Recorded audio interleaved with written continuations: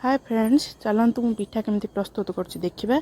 तो मो पिठा पूरा प्रथम पकाउची जीरा आउ किछि कट्टा कंचा लंका कट्टा पियाज ता देहर पकाउची।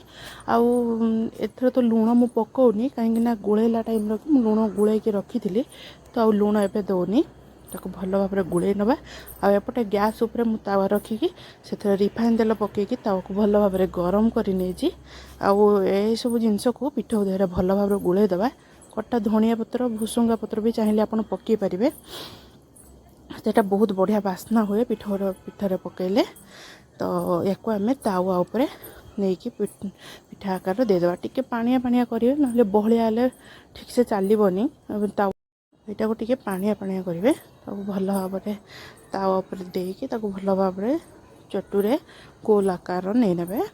आउ ताकू दी पट भल भाव सेकी नेबे उल्टे की दी पट भल भाव सेकी नेबे। आउ एटा जेहेतु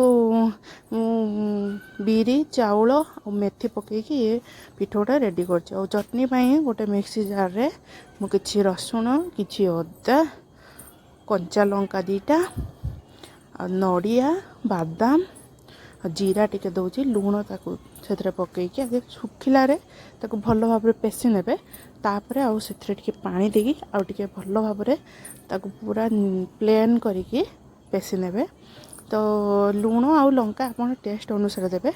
एटा टिके तीखा तीखा लागले भल लागे तो लंका टिके अधिका देबे। मते तो तीखा टिके भल लागे।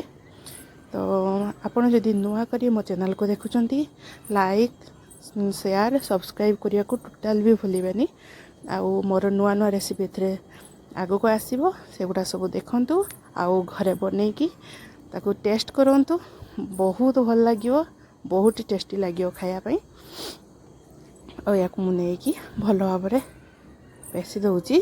तो आमर रेडी हो गला चटनी और गरम गरम पिठा संगे चटनी खातु बहुत ही टेस्टी लगे ये जिनसटा खाया पई। आपण मान भी घर ट्राए करंतु। बाय।